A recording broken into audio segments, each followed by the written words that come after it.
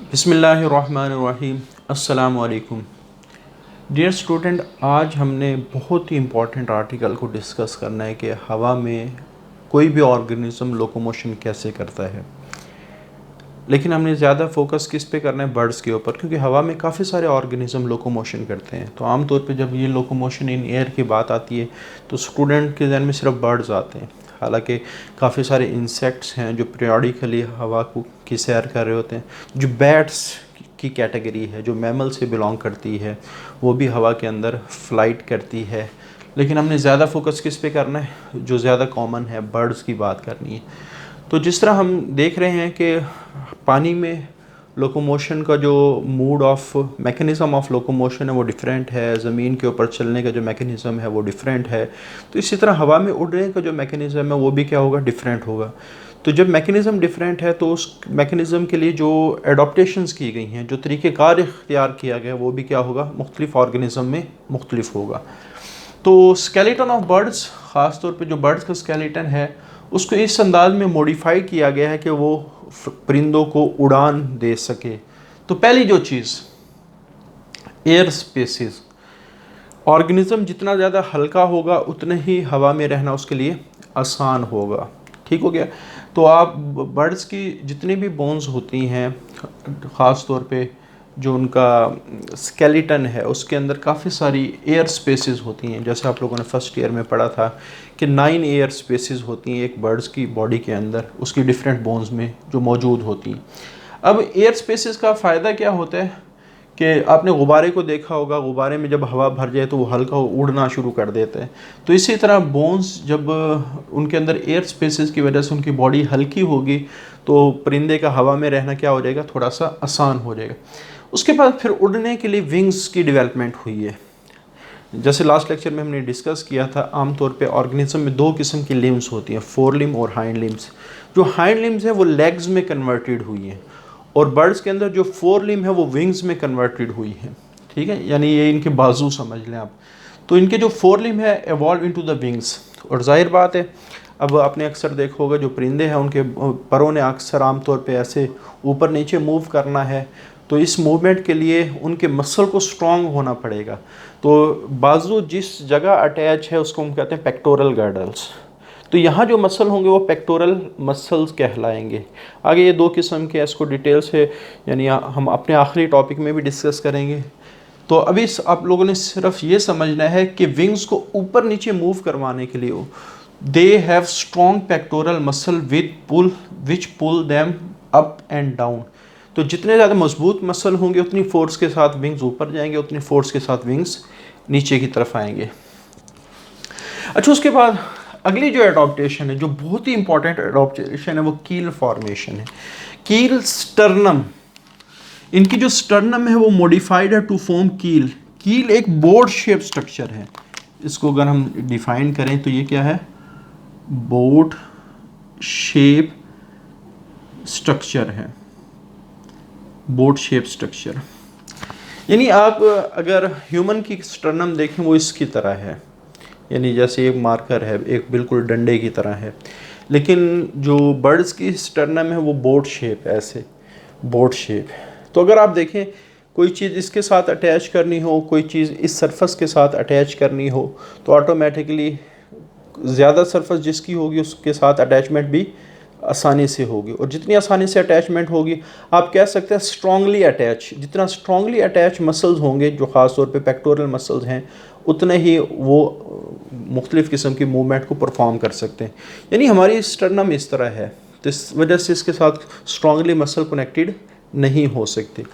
तो इनकी जो कील है उसको बोट शेप बनाया गया है, सरफेस ज़्यादा हो जाती है जिसकी वजह से जो पेक्टोरल मसल, जैसे दो किस्म के पेक्टोरलिस और सुप्राकोराकोइड मसल, ये दो किस्म के पेक्टोरल मसल्स बर्ड्स के अंदर मौजूद होते हैं। इनकी डिटेल हम जो हमारा आखिरी टॉपिक होगा इस चैप्टर को उसमें डिस्कस करेंगे। मुख्तलिफ़ किस्म के टर्म्स हम डिस्कस करेंगे, पेक्टोरलिस मसल, सुप्राकोराकोइड मसल, ट्राइयोशियम, फोरामेन ट्राइयोशियम की बात करेंगे। वो मुख्तलिफ़ किस्म की जो एवोल्यूशनरी अडॉप्टेशंस हुई हैं बर्ड्स के अंदर जिसकी वजह से बर्ड्स ने उड़ना सीखा है, उनको हम वहीं डिस्कस करेंगे। लेकिन अभी आपकी बुक में चूँकि यही कुछ लिखा हुआ है इस वजह से हम यहाँ इतने ही डिस्कस करेंगे। तो कील फॉर्मेशन का फ़ायदा क्या हुआ, स्टर्नम जो इनकी है वो मॉडिफाइड है, वो उसने कील बनाया है, जिसकी वजह से सरफेस एरिया बढ़ गया और सरफेस एरिया की वजह से मसल स्ट्रांगली अटैच हुए। और पेक्टोरल मसल को अगर अटैचमेंट के लिए जगह अच्छी मिल जाए तो वो फिर अपना काम अच्छे अंदाज में करेंगे। और उन्होंने काम क्या करना है, परों को ऊपर नीचे करना है, परों को ऊपर नीचे करना है। अच्छा, एक फ़ायदा कि बोर्ड शेप स्ट्रक्चर का ये भी है, बॉडी को स्ट्रीमलाइन बनने में हेल्प कर रहे होते हैं। अगर आप देखें तो ये बोर्ड शेप स्ट्रक्चर है, स्ट्रीमलाइन, तो स्ट्रीमलाइन बॉडी होगी, उसका फ़ायदा है कि वो हवा से आसानी से गुजर सकती है।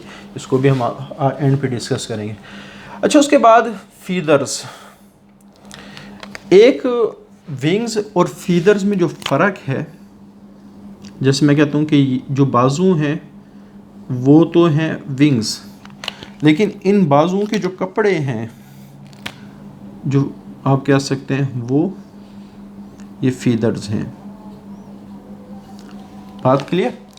ठीक है। अब इस फीदर का क्या फ़ायदा होगा? सबसे पहले ये विंग्स को लार्ज सरफेस एरिया प्रोवाइड करेगा, क्योंकि परों ने कैसे काम करना है, हवा को नीचे पुश करना है और हवा ने उनको ऊपर उठाना है। ठीक है। अगर मैं कहूँ कि आपने उंगली से किसी को मारना है तो ज़्यादा चोट नहीं लगेगी।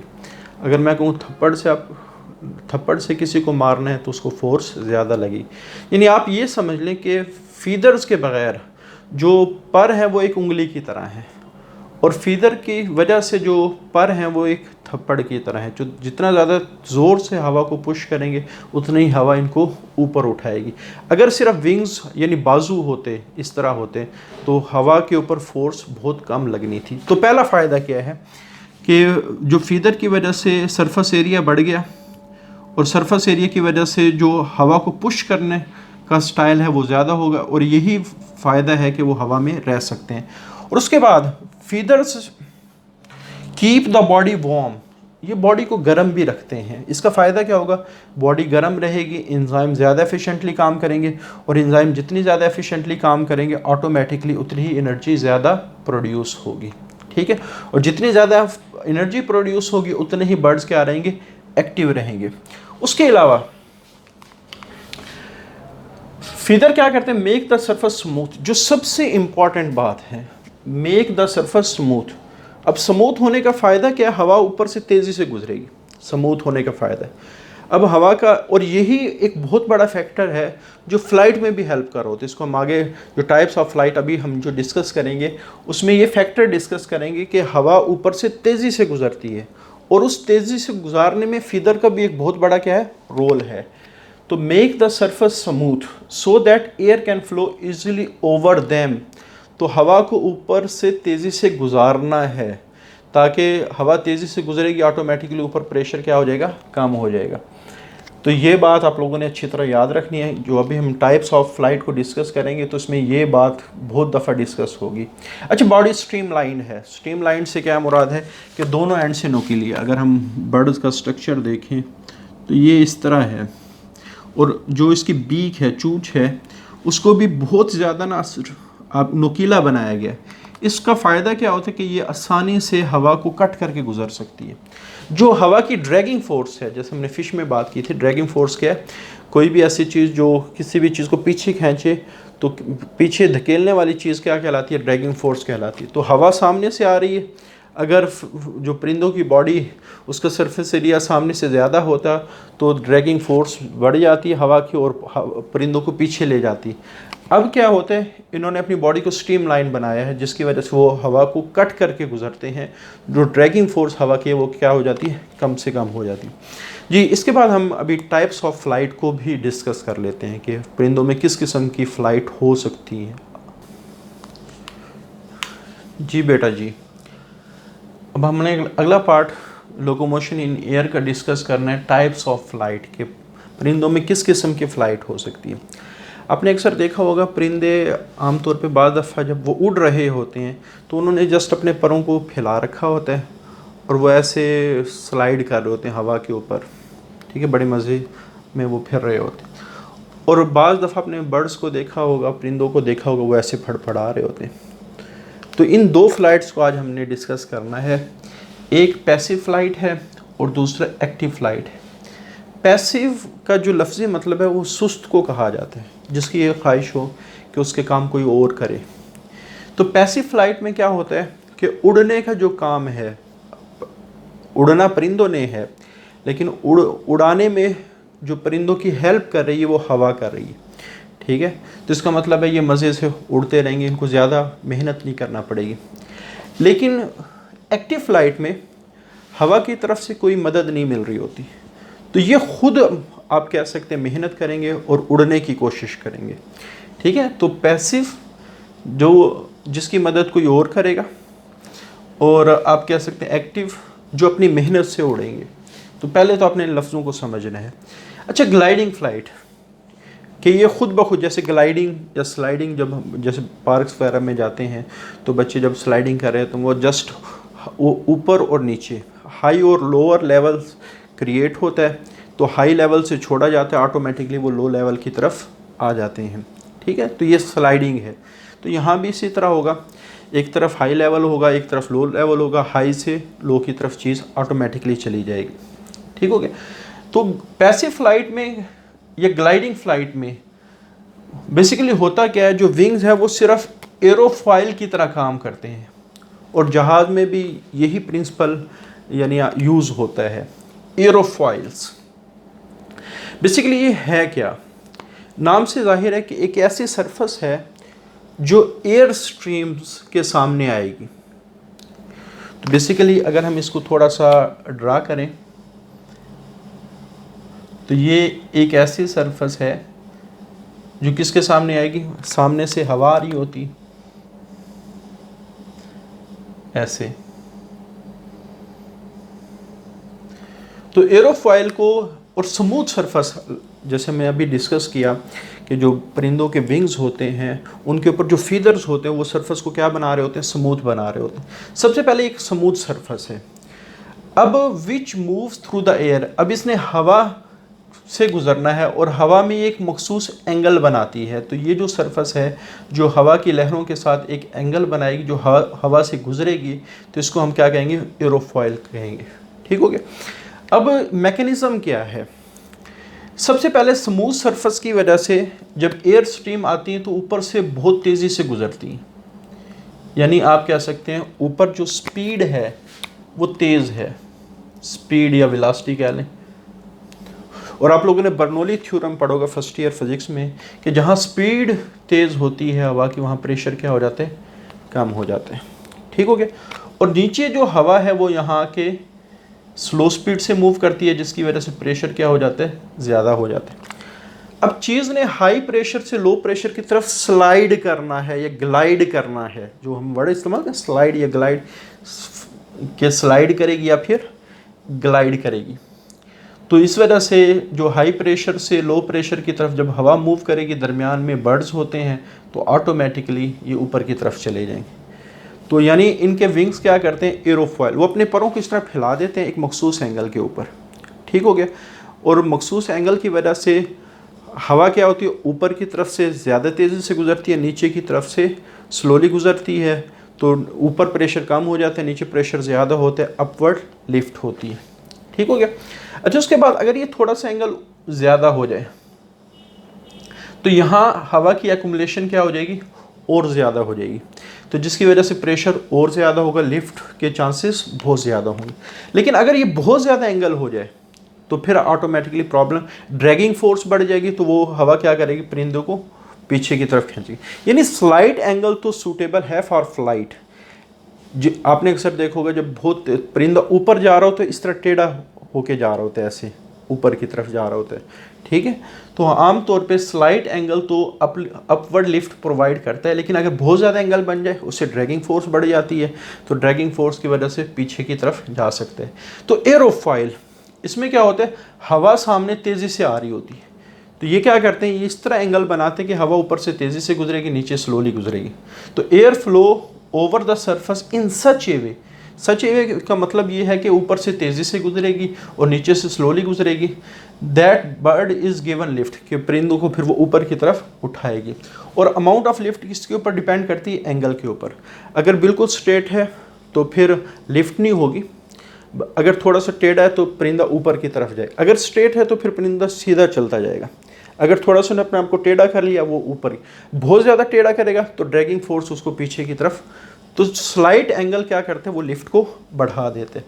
अच्छा, ऐसे परिंदों तो ये आमतौर पे ऐसी जगह पे रहते हैं, यहाँ क्या है, हवा ने उड़ाना है, तो इस वजह से ये परिंदे आमतौर पे उस इन्वायरमेंट के अंदर रहेंगे जहाँ हवा बहुत तेज़ी से चल रही होती है। अक्सर आपने देखा होगा कि जब आंधी वगैरह आती है तो परिंदे आमतौर पे ग्लाइडिंग फ्लाइट करते हैं। या वो परिंदे जो समंदर के करीब रहते हैं क्योंकि वहाँ हवा मुसलसल तेज़ी से चल रही है तो वो भी ग्लाइडिंग फ्लाइट कर रहे होते हैं। या आपने देखा होगा जब परिंदे बहुत ज़्यादा ऊंचाई पे होते हैं उस वक्त भी वो क्या कर रहे होते हैं, ग्लाइडिंग फ्लाइट, क्योंकि ये तीनों कंडीशन, आंधी का आना, ऊपर वाली जो फ़िज़ा है और आमतौर पे समंदरी जो इलाके हैं, अब ये तीनों ऐसे हैं जहाँ एयर का प्रेशर, हवा बहुत ज़्यादा है ऑटोमेटिकली, तो इनको चूँकि हवा से सपोर्ट चाहिए इस फ्लाइट के लिए, इस वजह से ऑटोमेटिकली उस एनवायरनमेंट के अंदर फिर ग्लाइडिंग फ्लाइट करेंगे या फ्लैपिंग फ्लाइट करेंगे। तो जो ऐसे इन्वायरमेंट में रहते हैं उनको लॉन्ग और नैरो विंग्स चाहिए होते हैं उड़ने के लिए। आप तो आमतौर पे अपने बगले वगैरह को देखें, उनके बड़े लंबे लंबे पर होते हैं लेकिन ज़्यादा चौड़े नहीं होते, यानी पर तो बहुत लंबा है लेकिन ज़्यादा चौड़ा नहीं है।